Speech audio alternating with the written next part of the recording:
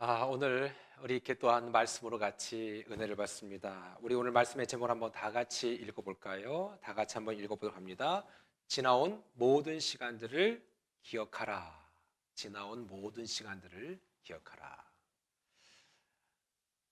오늘 우리가 이제 설교에 앞서서 한번 더 강조해드리면 우리 이따가 예배가 끝나고 한 2시간 정도의 여유가 있습니다.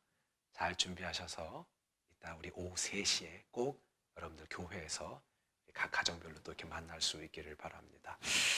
꼭 이따 다 만나 뵐 수 있으면 좋겠습니다. 우리가 처음에 사사기를 시작하면서 그들과 우리에게 어떤 주기, 패턴이 있다고 말씀을 드렸습니다. 성경을 보면 그들에게 어떤 패턴이 있고 주기가 있는데 그 패턴과 주기가 우리들에게도 있다는 것이죠. 그 패턴과 주기를 하나님이 보여주시는 이유는 누구나 그 패턴과 주기를 보면서 미리 예측하라는 겁니다. 그들은 예측할 수 없었어요. 왜요? 그들은 처음 경험하는 거잖아요. 하지만 우리는 그들의 패턴을 보면서 우리 예측할 수 있다는 거예요. 놀라운 사실은 예측할 수 있음에도 불구하고 나 또한 그 패턴을 계속 반복하고 있다는 것입니다. 오늘 대부분의 성도들은 그 주기에서 벗어나지 못합니다. 그 주기, 그 패턴에서 벗어나는 사람이 정말로 복된 삶인데 신기하게도 대부분의 사람들은 이렇게 성경을 보면서도 그들의 실수를 보면서도 우리는 그 주기와 패턴을 동일하게 겪고 있다는 것입니다. 얼마든지 훨씬 더 멋지고 화려하게 살 수 있는데 그래서 얼마든지 이렇게 미리 보여주신데도 불구하고 신기하리만큼 정확하게 똑같이 동일한 패턴을 가지고 같이 가고 있다는 것이죠. 여러분 기억하세요. 주기를 보여줬다는 것은 패턴을 보여줬다는 것은 우리는 그걸 피할 수 있다는 얘기를 해주고 있는 것입니다. 어쩌면 이 땅에 살면서 그 패턴에 우리는 더 이상 묶이지 말라고 가르쳐 주신 은혜인데 그거를 우리는 똑같이 반복하고 있다. 신기해요. 너무 신기해요. 각자 한 사람 한 사람을 봐도요. 너무 그 주기가 있어요. 그 패턴이 있어요. 이 주기와 패턴을 다 완전히 브레이크, 부셔뜨리면 되는데 이게 안 돼요. 사랑하는 여러분, 이 말씀을 들으면서 저는 사사기 안에 있는 그 패턴이 우리 개인과 각 가정 속에 무너져 버리고 빨리 은혜로 회복되는 놀라운 시간이 되기를 주님의 이름으로 축원합니다. 처음 사사기 2장을 보면서 저는 이런 말씀을 보았습니다. 너희가 내 목소리를 듣지 아니하였으니 어찌하여 그랬느냐. 사사기 2장 3절에 보면요. 그 이유 때문에 어떤 결과가 나옵니까? 그들이 너희 옆구리에 가시가 될 것이며 그들의 신들이 너희에게 올무가 되리라. 생각해 보세요. 그들의 신들? 그들의 신들이 뭐 존재나 해요? 하나님인데 그렇게 말씀하셨어요. 그들의 신들이 너희들에게 올무가 된다. 존재하지도 않는 그 신들이 너희를 힘겹게 할 것이다. 그럼 하나님 스스로가 그 신들을 인정하는 거예요? 아니, 그게 아니에요. 결국 너희 스스로 선택한 것이 모든 환경적으로 모두 다 너를 묶어버리는 그런 안타까움으로 결과를 맺을 수밖에 없다. 이런 걸 얘기하는 거죠. 그래서 실제로 이스라엘의 불순종으로 인한 징계는요. 하나님이 내린 게 아니에요. 하나님이 내린 징계가 아니라 오히려 스스로 선택한 일들 때문에 온 어려움이었어요.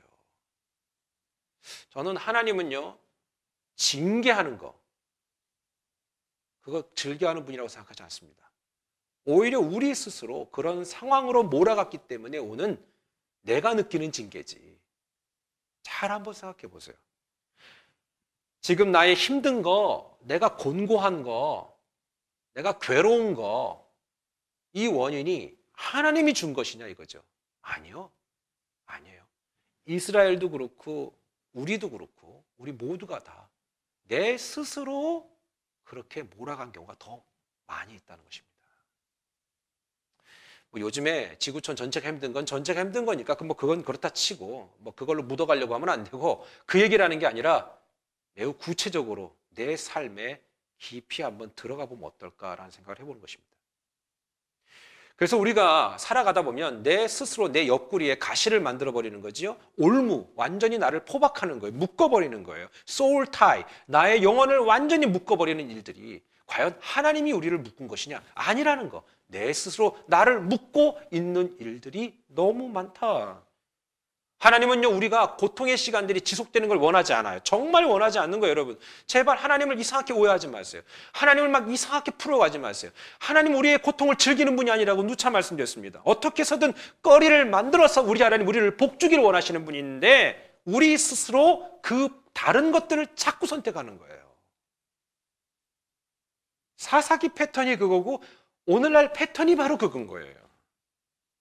그런 그들과 함께 오늘 이 시간 우리에게 주시는 메시지는 사사기 2장 22절에 자세히 나와 있어요. 우리에게 주시는 메시지예요. 우리 한번 읽어볼까요? 시작. 이는 이스라엘이 그들의 조상들이 지킨 것 같이 나 여호와의 도를 지켜 행하나 아니하나 그들을 시험하려 함이라 하시니라. 하나님이 우리를 시험하시려고 한다? 그러면 하나님은 우리를 자꾸 이렇게 가지고 노나? 생각해 보니까 여러분 거 아세요? 그 개 중에 강아지 중에 테리아라는 게 있어요. 무슨 테리아로 끝나는 애들 있잖아요. 얘네들은 사냥견이에요. 근데 몸통은 조그만데 사냥 잘해요. 냄새 잘 맡거든요. 근데 워낙 얘네들이 쥐잡이 하는 애들이 쥐를 잘 잡아요. 딱 물고 쿵 막 흔들어. 근데 문제는 얘네들은 쥐를 먹진 않아요. 고양이 보세요. 고양이도 그 쥐 다 어떻게 먹어요? 그 많은 양의 쥐들을. 아니요. 갖고 놀아요. 이렇게 툭툭툭. 그러면 죽으면 던져놔요. 하나님이 우리를 그렇게 핸들링하는 분이 아니에요. 꼭 이상한 분들이 보면은 하나님을 그런 각도로 이해한다는 거예요. 그런 분 아니에요. 하나님의 시험은요, 시험을 위한 시험이 아니에요. 문제를 파악해서 다시는 똑같은 상황을 연출시키지 말아라.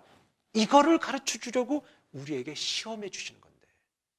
하나님은 오늘 우리가 방금 전에 읽었던 22절의 말씀처럼 사사기 2장 22절의 말씀처럼 하나님이 그의 말씀을 지키나 안 지키나 좀 보고 싶다는 것이죠.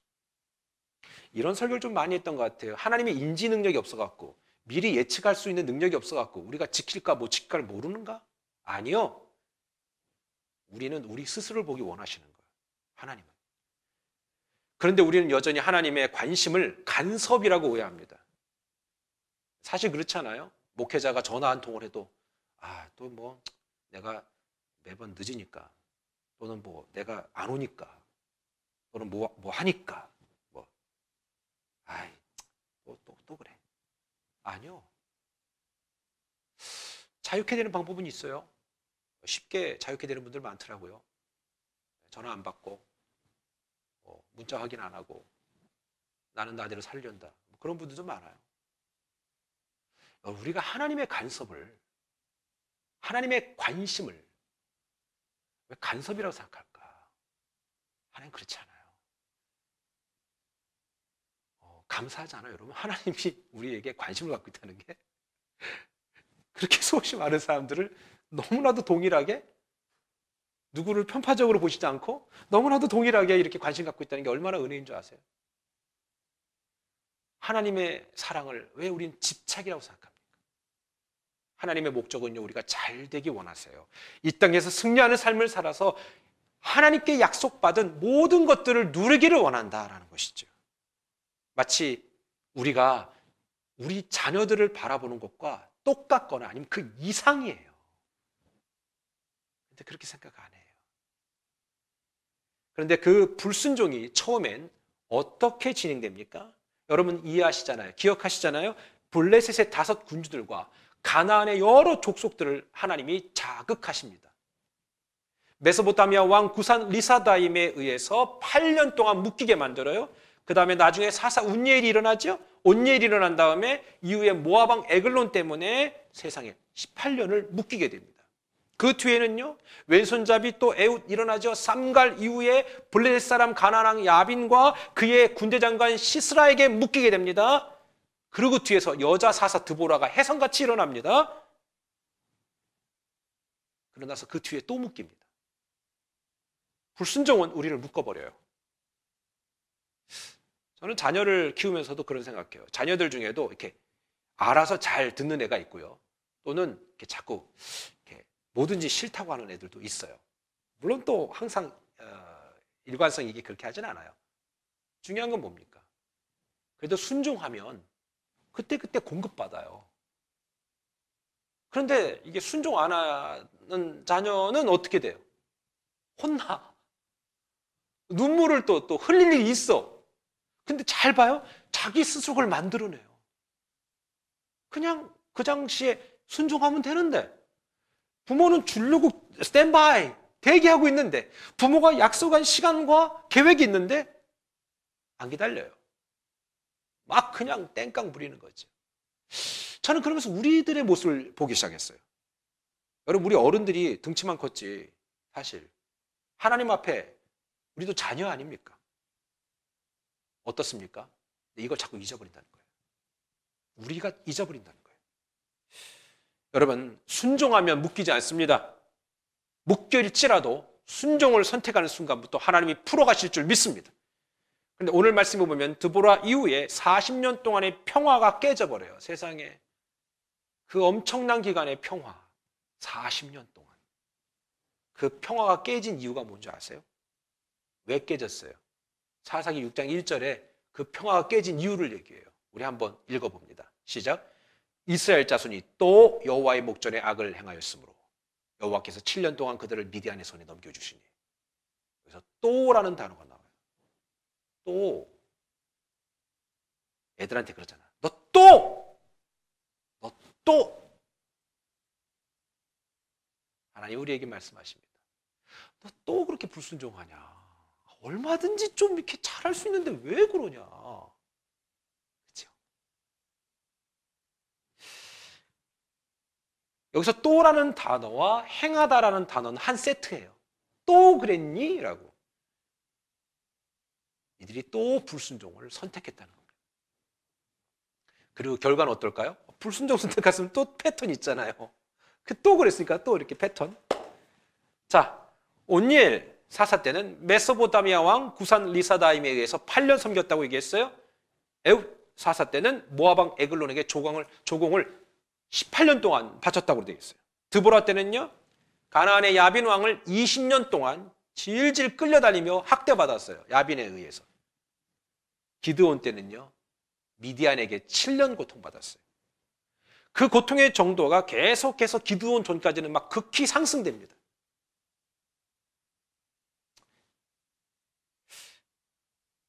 저는요, 오늘 우리 6장 2절을 읽으면서 그 묶임의 정도가 얼마나 심해지는지에 대해서 우리가 한번 나누고 싶습니다. 2절입니다. 시작. 미디안의 손이 이스라엘을 이긴지라. 이스라엘 자손이 미디안으로 말미암아 산에서 웅덩이와 굴과 산성을 자기들을 위하여 만들었으며. 여기서 이스라엘 백성들이 산에 올라가서 굴을 팠다는 거예요. 이게 참호를 판 게 아니에요. 싸우기 위해서, 적들과 대치 관계를 하기 위해서, 대치 상태를 만들기 위해서 판 게 아니에요. 무서워서 숨어버린 거예요. 이 사람들 유목민들이에요. 양 키우는 사람들이라고요. 산에 들어가서 왜 굴 파고 숨어 살아요? 비참해진 거예요, 삶이. 정말 처참해진 것이죠.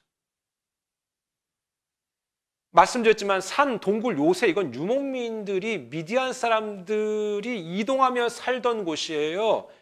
그러니까 이 상황이 바뀌어버린 거예요. 미디안 사람들이 그렇게 살아야 되는데 반대로 이스라엘 사람들이 그렇게 돼버리고 미디안 사람들은 아주 그냥 자유롭게 살고 있는 거예요. 핍박을 주면서 막 산발적인 공격 때문에 막 치가 떨려서 여기저기 숨어버린 거예요. 힘들어진 거예요, 지금. 우리가 조금 더 영적으로 볼 수 있는 눈이 열리면 어떨까라는 생각을 해봅니다.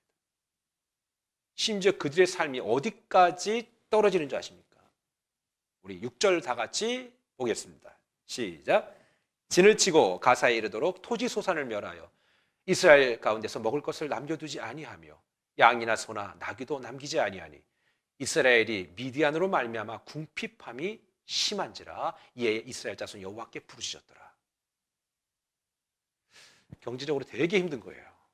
먹고 살기 너무 힘든 거예요. 몸도 힘든 거예요. 다 힘든 거예요.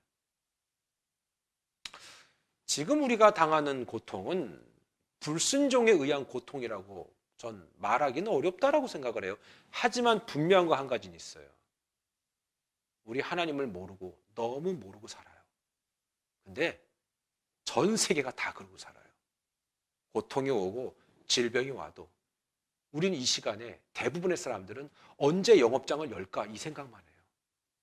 이 시간에 살아계신 하나님, 지금도 전 세계에 역사하시는 그 하나님, 우주를 통치하시는 그 하나님, 역사를 주관하는 하나님을 보지 못하고 그 생각만 하고 있어요. 저는 그렇다면 이것이 과연 우리가 무엇을 놓치고 있는 것인가? 미디안 사람들의 억압은 심리적으로 그들을 그전보다 훨씬 더 피곤하게 했습니다. 다 숨어버리는 거예요. 수확물, 조공을 바치는 것에서 끝나는 것이 아니라 아무 때나 되면 막 뺏어가는 거예요. 마치 옛날 우리 일제강점기 때처럼. 일본 사람들이 얼마나 많은 것들을 뺏어갔습니까? 집에 있는 밥그릇, 숟가락 다 뺏어갔어요. 왜요? 탄피 만든다고. 전쟁한다고 다 뺏어갔어요, 일본 사람들이. 우리 조상들은 얼마나 고통 중에 있는지 몰라요. 숨겨놓은 거 다 찾아가요. 일본 사람들이 보통 셈이랍니까? 다 찾아가요. 숨겨놓아도 다 뽑아가요. 독도는 옛날이나 지금이나 시끄럽잖아요. 저는 뭐 국가적인 분쟁 관계를 얘기하려는 게 아니라 무엇입니까? 그 당시에 이스라엘이 그렇게 힘들었다는 거예요. 비참했다는 거예요. 그리고 서로 싸우고 도대체 책임이 어디서부터 있는가 이걸 하고 얘기하고 앉아있고요. 이게 얼마나 비참한 인생들이에요. 도대체 살 수 있는 소망 다 끊어져 버리고 그런 상황이 연속되고 있었다는 것입니다.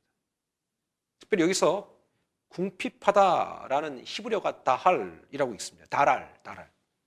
다랄이라는 게 뭐냐면 비우다, 바짝바짝 말려버리다 이런 뜻이 있어요. 다랄이라는 단어. 하나님께서 이스라엘의 소득원을 완전히 바짝 말려버렸다. 아니, 다시 한번 얘기합니다. 하나님이 말린 게 아니라 그들이 그걸 선택했다는 겁니다. 이스라엘 백성에 있어 최소의 궁핍함의 원인은 불순종으로 하나님을 떠난 삶. 저는 이 말씀을 들으면서 우리가 바로 이해했으면 좋겠어요. 지금 우리가 다 힘들어요. 다 경제적으로 어려워요. 거의 다. 전 그걸 말하는 게 아니라는 것이죠. 이 말씀을 통해서 우리가 우리 안에 있는 패턴들을, 그 주기들을 한번 다시 돌아볼 필요가 있다. 이 말씀을 드리고 있는 것입니다. 여러분, 우리는 이 궁핍함이라는 다랄이라는 단어가 단순히 경제적인 궁핍함만 얘기하는 거 아니에요. 사람과 사람 사이에 궁핍함이 있는 사람이 있어요. 무슨 말만 하면 발끈하는 사람이 있어요. 관계가 다 틀어져 버려요. 깨져 버려요. 그리고 어때요? 말이 안 이뻐요. 이건 관계의 궁핍함이에요. 어떤 사람은 어때요? 사회적 역할의 궁핍함이 있는 사람도 있어요. 그래서 혼자 있는 게 좋다는 것이죠. 스스로 자기를 묶어버리는 거예요. 자, 그런데 오늘 이스라엘 잘 보세요. 6절의 말씀입니다. 6절 시작. 이스라엘이 미디안으로 말미암아 궁핍함이 심한지라 이에 이스라엘 자손이 여호와께 부르짖었더라. 아유, 정말 좀 미리미리 좀 하면 얼마나 좋아. 근데 또 부르짖었다. 우리 사사 시대의 그 패턴 우리 그림 보여드렸었잖아요, 예전에. 뭐냐면 그래도 이게 부르짖는 게 방법이라는 걸 아니까 이 인간들이. 아유, 진짜. 그래도 그나마 나아요. 사랑하는 여러분, 지금 우리 다들 이런저런 이유들로 힘들어요. 뭐 이런 생각하시는 분도 계세요. 목사님, 저는 이래서 힘들고 이렇게 힘들어요. 저 사람은 좀 잘 되는 것 같아요. 아니요. 그 잘 되는 게 아니라니까. 잘 되는 사람은 잘 돼서 또 힘든 게 있어요. 늘 말씀드리잖아요. 안 되는 사람은 잘 돼도 힘들고 안 돼도 힘드는데 잘 되는 사람은, 뭔가 될 사람은 힘들어도 그걸 기회로 보고 안 돼도 또 한 번 묵상을 통해 기회로 보고 잘 될 때는 감사하고 그래요. 겸손하게. 우리 좀 그걸 선택하면 근데 나 사실 이 설교하면 좀 답답한 게 있어. 이스라엘의 패턴이 있다 그랬죠? 이렇게 말을 해도 정말 그래 좀 그 패턴이 잘 안 깨져. 인간인 제가 봐도 그러는데 하나님 볼 때 어떨까? 우리 한번 잘해보자고요. 말씀을 나눈다는 것 자체가 기회가 있다는 거 아니겠어요? 부르짖으라, 짝! 사람한테 큰 소리 내지 말고 우리 하나님한테 부르짖어 보자고요. 그건 안 하잖아요. 그거 안 하니까 사람한테 큰 소리 내는 거예요. 그리고 싸우는 거예요. 짝! 부르짖으라. 부르짖으라. 우리의 삶의 궁핍함, 부족함, 나의 마음의 심적인 부담감, 궁핍함. 부르짖어서 해결받는 길밖에 없잖아요. 솔직히 우리 엄마 아빠들 요즘에 집에서 얼마나 시간 많이 좋아요? 집에서 기도하세요. 네? 할 수 있잖아요. 근데 안 하잖아요. 해보세요. 정말 안 되면 목사님 나는 교회에 와서 기도하지 않으면 안 될 것 같아요. 교회 오시라니까 저는 항상 있으니까 오세요. 이것도 저것도 안 하면 짝! 부르짖지 않고 계속 내 입에서 불만과 불평만 나오는 거예요. 불만과 불평은요, 얘가 아주 변종이 생겨서 코로나처럼 자꾸 변질이 돼요. 업그레이드 된다니까요. 똑같아요, 우주적인 원리가. 하나님 우리에게 주신 메시지가 너무 똑같은 거예요. 우리 같으면 하나님이 내 자신에게 너무 배신감 느껴서 내가 이렇게 정말로 하나님 앞에 잘한 게 없다, 그렇기 때문에 내 기도를 들으지 않을 거야라는 착각하잖아. 아니, 그렇지 않아요. 하나님은 그래도 부르짖는 자를 찾으시고요, 받아주시는 분이에요. 정말이에요. 우리 같지 않으신 분이에요. 우리처럼 이렇게 가슴이 좁지 않아요. 하나님 넓어요. 예? 막 우리가 막 난리치고 막 그러다가도 하나님 막 부르짖고 그러면 아유, 저 인간 저거, 아유 와 임마, 아유 와 임마. 이게 하나님 마음이에요. 사실 뭐 저도 하나님 닮고 싶어요. 닮으려고 애쓰니까 그렇지. 안 그러면 다시는 보고 싶지 않은 사람들 많아요. 네?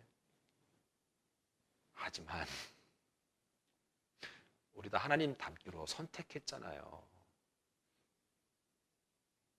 그래서 다시 붓는 거예요. 여러분, 우리가 얼마만큼 하나님 앞에 더 가까이 가고 막 희생하고 헌신한다고 하나님이 만족하실 것 같아요? 조족지혈도 안 되는, 세 발의 피도 안 되는, 아무것도 안 돼요. 그러나 보세요, 하나님 그걸 되게 기뻐하시잖아요. 우리가 조금만 움직여도 막 좋아가지고. 저는 하나님은 아니지만 저도 그래요. 근데 왜 그 마음을 모를까? 하나님 마음을. 자식들한테는 그렇게 얘기하면서. 청년들 말씀드리지만 결혼 전에 미리 빨리 이런 관계적 정산을 좀 하세요. 관계의 정산을 하고 개념의 정산을 좀 하고 그래야 돼요. 지금까지는 백성들의 부르짖음을 들으시면 곧바로 구원자를 세우셨지만 하나님 이번에 특별히 선지자를 세우세요. 그리고 가서 직접 얘기하시는데 그 선지자의 이름에 대해서 지금은 딱 얘기하고 있지 않지만 이렇게 얘기한 거예요. 지금 8절 한번 읽어볼까요? 원인에 대해서 얘기한 거예요. 원인. 이거 우리의 원인일 수 있어요. 시작. 여호와께서 이스라엘 자손에게 한 선지자를 보내시니 그가 그들에게 이르되 여호와께서 이같이 말씀하시기를 이스라엘 하나님 내가 너희를 애굽에서 인도하여 내며 너희를 그 종되었던 집에서 나오게 하여 이렇게 얘기합니다. 그러니까 내가 애굽에서 뽑아내지 않았느냐. 그런데 왜 이걸 자꾸 잊어버리냐 이거예요.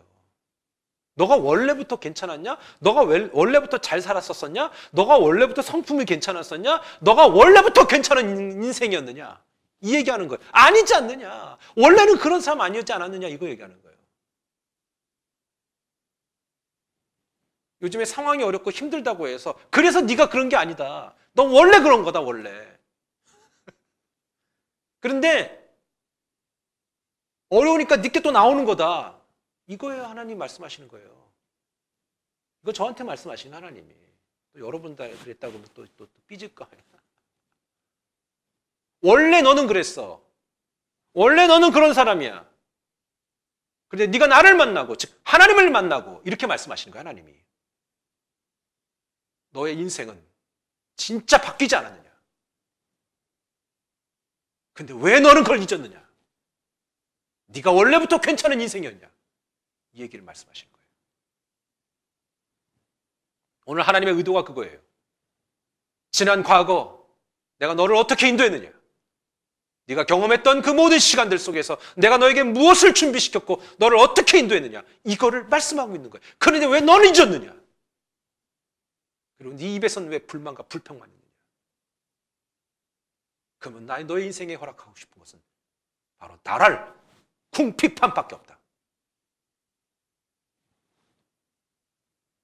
우리 각자 사연은 다르고 다양한 사건을 경험했지만 그래도 하나님의 그 인도하심이 없었다면 우리가 어떻게 그 많은 사연 가운데서도 태평양을 건너고 이 이역만리 미국까지 와서 이렇게 살 수 있겠습니까? 이 엄청난 지구촌 전염병의 위기 속에서도 우리가 자주 이런 말씀 나눴지만 우리 여전히 살쪄가고 있습니다. 그렇잖아요? 이따가 이제 볼 거예요. 얼마나 쪘는지. 다행히 저는 몸무게 안 늘었어요. 다들 먹고 살만해 진짜. 나 지금 살 빠졌다는 사람 한 사람밖에 못 봤어. 여러분 그냥 그건 비근한 예일 뿐이고 솔직히 얼마나 감사하냐 이 얘기를 하고 있는 거예요. 지금 답답해 살겠네 아주 정말. 뭘 우리가 그렇게 불만할 게 있어요. 솔직히. 그렇잖아요. 우리 중 누구라도 지금까지 우리가 여기까지 온 거 내가 잘나서라 생각한다면 큰 착각입니다. 저를 비롯해서 하나님의 은혜고 그냥 그저 지금 이 순간에 감사할 수 있는 거예요. 정말 내가 사랑하는 우리 송준호 목사님이 계십니다. 목사님이 계신데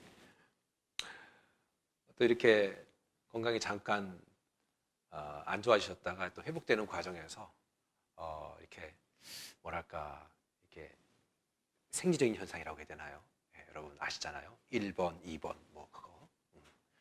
그게 이제 잘 배출되는 것이 얼마나 큰 축복인지 우리 서로 얘기를 나눌 기회가 있었습니다. 여러분 우리 송 목사님 위해서 또 같이 꼭 기도해 주시면 고맙겠습니다.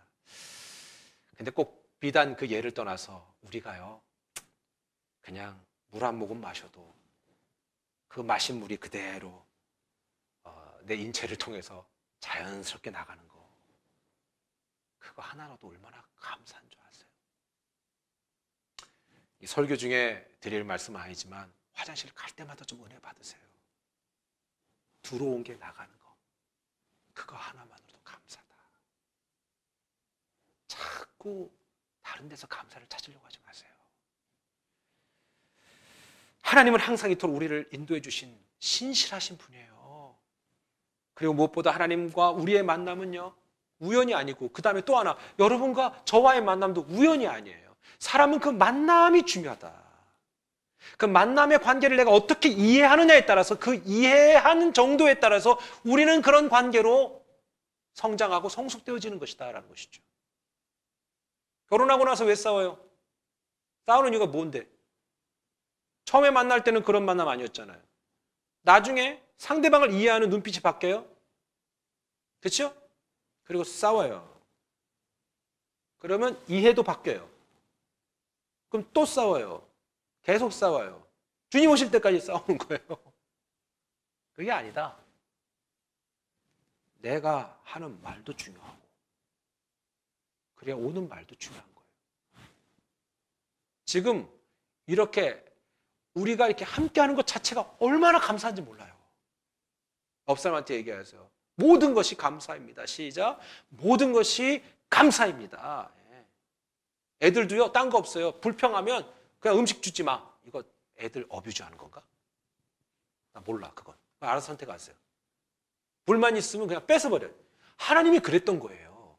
하나님이 너 불평 있냐? 불만 있냐? 밖으로 치울게 그러면 이렇게 되는 거예요. 간단하잖아요. 근데 하나님 우리를 그렇게 무슨 동물 키우듯이 관계 맺는 분이 아니에요. 근데 우리 스스로가 너무 하나님을 그렇게 이해하고 있다는 얘기지. 사람과 사람 사이의 관계는 내가 어떻게 상대하냐에 따라서 달라지죠. 하나님도 마찬가지예요. 아주 오래전에 설교했지만 저희 동네 아주 나쁜 분이 계세요. 나쁜 분이 있어요. 저도 그분 때문에 되게 많이 힘들었거든요. 볼 때마다 싫어요, 진짜. 그분이 모든 사람들 좋게 했으면 어떡할까요? 그냥 좋은 사람으로 남는 건데. 되게 처음엔 좋게 하려고 했거든요.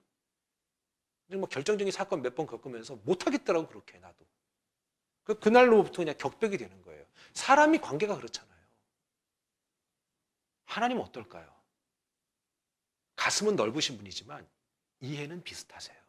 왜요? 우리의 이해가 하나님의 이해로부터 왔잖아요. 이마고 데이, 이미지 오브 갓, 하나님의 형상이 바로 그거잖아요. 미국의 어떤 타주의 어떤 분이, 정치인이 자기는 마스크 안 쓴다더라고요.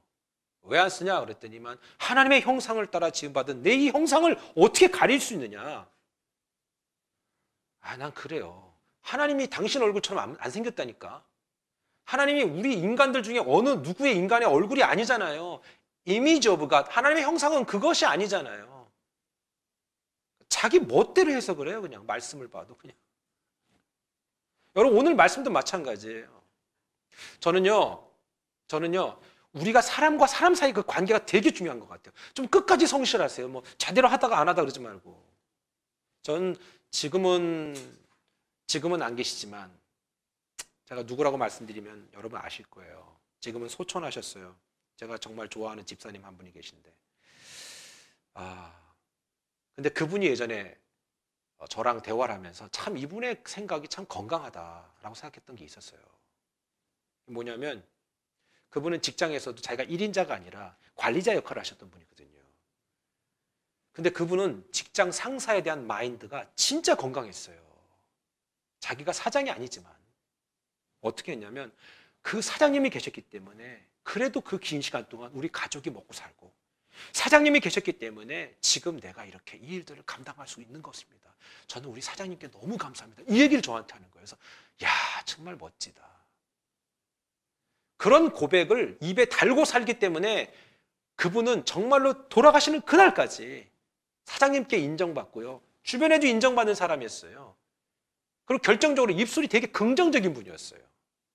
여러분, 장수가 축복이라고 한국이래네. 성경에서 얘기하죠. 그러면 예수님은 저주받은 거예요? 33살에 돌아가셨으니까? 아니요. 어떻게 장수할 건가가 중요하고요, 빨리 가더라도 어떻게 갈 건가가 중요해요. 저는 그분이 짧은 인생을 살았으나 이런 마인드로 가장 하나님이 기뻐하는 멋진 인생을 살았다고 생각해요. 그 집사님은 사장님은 아니었지만 그 매장에서, 그 가게에서 사장 이상의 영향력을 가지고 그것을 경영해 갔습니다. 당연히 그분이 어딜 가도 인정받지 않겠어요? 요셉이요, 이집트의 제1인자는 아니었으나 1인자를 핸들링하는 사람이 있다고 얘기했잖아요. 좀 이런 마인드로, 좀 건강한 마인드로 살 때, 지나온 시간들을 잊지 아니하고 받은 은혜를 잊지 않아야 할 때, 그때 진정 이 사람을 통해서 하나님은 더 큰 은혜를 주신다는 것이죠. 골로새 3장 22절 24절 한번 우리가 노골적으로 읽어볼까요? 우리 한번 다 같이 시작. 종들아, 모든 일에 육신의 상전들에게 순종하되 사람을 기쁘게 하는 자와 같이 눈가림만 하지 말고 오직 주를 두려워하여 성실한 마음으로 하라. 무슨 일을 하든지 마음을 다하여 주께 하듯 하고 사람에게 하듯 하지 말라. 이는 기업의 상을 주께 받을 줄 아나니 너희는 주 그리스도를 섬기느니라. 진정한 크리스천 마인드는 바로 이런 겁니다. 대충 하는 거 아니에요. 최선을 다하는 거예요. 완성도가 높게 하는 거예요. 왜요? 하나님께 받은 사명을 생각하는 거예요. 그리고 내가 일하는 직장의 그 주인은 하나님은 아니지만 내가 죽게 하듯 할 때에 인정받게 되고, 사람의 눈가림만 하는, 인기를 목적으로 하는 것이 아니라 사람의 눈가림만 하는 것이 아니라 하나님이 보고 계심을 알고 최선을 다하는 것. 그게 우리 크리스천 마인드라는 얘기예요. 그게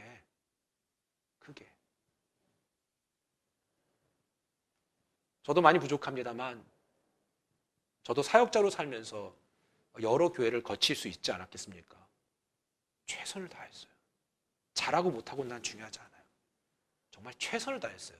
그럼 여러분 직장 생활 하실 거 아니에요. 지금 잠깐 쉬고 계시겠지만 어디를 가든 인정받아야 되지 않겠습니까? 그렇지 않겠어요? 뭘 해도, 뭐 매니저를 해도, 아니면 캐셔를 해도, 아니면 뭐 직원으로 들어가도 대충 하지 말라는 거예요. 눈가림만 하지 말라고요. 여러분, 보이는 내 자녀들, 가정, 보이는 내 교회, 내 직장 좀 더 최선을 다해보자고요. 왜요? 하나님이 우리 거기에 최선 다하기를 원하실 것 같아요. 그 섬김과 그 열정. 내가 하나님께만 열심히 하면 돼. 아니요, 그렇지 않아요. 거기서도 잘하세요. 어디 가시든, 그게 어디라도 최선을 다하죠. 마트 쓸 때 최선을 다하는 거죠. 상대편이, 그들이 악한 자이든 선한 자이든 중요하지 않아요. 하나님은 그것과 상관없이 내가 어떻게 하느냐를 더 중요시 여기세요. 그 못된 사람이기 때문에, 그건 못된 사장이기 때문에 대충 해야 됩니다. 아니요, 그렇지 않아요. 최선을 다하세요. 최선을 다하세요. 지금까지 모든 것이 은혜입니다. 하나님의 도우심입니다. 이 사실을 하나님을 우리가 알기를 원하신다라는 것이죠. 그런데 이스라엘은 이걸 잊어버렸습니다. 최선을 다하지 않았습니다. 사사기 6장 8절에 내가 너희를 애굽에서 인도하여 내며 너희를 그 종 되었던 집에서 나오게 했다라고 얘기하잖아요. 내가 너희의 인생을 바꿨다. 이것을 하나님이 말씀하시는 거예요. 그런데 왜 잊었느냐? 왜 자꾸 있느냐? 왜 너는 그렇게 감정대로만 사느냐? 왜 너는 너의 잔머리로만 사느냐? 왜 너는 자꾸 나를 잊느냐? 이거를 말씀하시는 거예요. 그래서 네가 그렇게 됐느냐? 오늘 9절의 말씀은 그런 특혜를 받았던 우리의 삶에 어떻게 표현하십니까? 그런 특혜를 우리가 받았음에도 불구하고. 자, 하나님의 특혜가 어떤 거예요? 9절이에요. 사사기 6장 9절. 시작. 애굽 사람의 손과 너희를 학대하는 자의 모든 손에서 너희를 건져내고 그들을 너희 앞에서 쫓아내고 그 땅을 너희에게 주었으며. 생각해 보세요. 와우. 하나님이 주었다는 거예요. 대가로 지불해 준 게 아니라 그냥 주었다는 거예요. 공짜로 줬다는 거예요. 원래 가진 능력도 아니고 그것들을 받기에 합당해서도 아니었는데 하나님은 우리의 능력과 무관한 것들을 많이 주셨어요. 저도 그런 것 같아요. 전 그래서 우리 성도들도 많이 힘드시지만 누구나 다 많이 힘들어요. 저도 계속 생각해요. 하나님 감사합니다. 그래도 감사합니다. 우리 한번 해볼까요? 그래도 감사하다고. 그래도 감사합니다. 우리 이렇게 해보는 거예요. 준비 시작. 그래도 감사합니다. 얼마나 좋아요. 오늘 이 시간 이것을 깨닫고 이해하면 끝! 이게 끝이에요. 자세히 보면 불순종의 시간들이 더 많았음에도 불구하고 억지로라도 채우시려는 그 은혜, 이게 하나님 아버지의 마음이에요. 어떻게 해서도 거리를 만들어서 축복하고 싶은 그 마음이 하나님의 마음이에요. 하나님의 의도는 우리를 복 주시는 거예요. 저는 지금 기복신앙 설교하는 거 아니에요. 기복주의 아니에요. 뭐 어떻게 해서 하나님 복 준다 이 얘기하는 거 아니에요. 유치하게 그렇게 풀어가지 마세요. 하나님은 어떻게든 우리 거리를 만들어서 복 주려는 사실은 그건 기정사실이에요. 성경 곳곳에 나와 있어요. 그런데 중요한 건 우리가 그것들을 누리지 못한다. 우리 스스로 누리지 못하게 선택을 하고 있다. 우리 아버지 마음이에요. 그게 우리 하나님의 마음. 우리가 조금만 순종을 해도 하나님 그것을 되게 확대 해석하는 거예요. 저도 자녀 키울 때 그래요. 조금만 잘하면요 엄청 뻥튀겨서 얘기해요. 와, 너 정말 잘했다. 그리고 실제로 그렇게 느껴지잖아요. 아닌가? 그렇잖아요. 우리의 능력과는 무관하게 부어주신 그 축복을 기억하고 감사합니다, 하나님. 엄마, 아빠 감사합니다. 얘기할 때. 사실 기껏 키워나 봐요. 자기가 스스로 큰 줄 알지. 똑같아요. 다시 한번 선포합니다. 사사기의 그 반복적 패턴은 반드시 그렇게 될 것이라는 하나님의 예언이 아닙니다. 너희는 반드시 그 패턴을 끊고 그로 인해서 너를 얼마든지 축복할 하나님의 능력을 너는 경험할 수 있다. 이거를 얘기해 주는 것인 줄 믿습니다. 오늘 이 시간에 하나님의 그 놀라운 부르심, 지난 과거를 잊지 아니하고 하나님의 은혜를 기억하는 참으로 복된 믿음의 삶이 되기를 주님의 이름으로 축원합니다. 기도하겠습니다.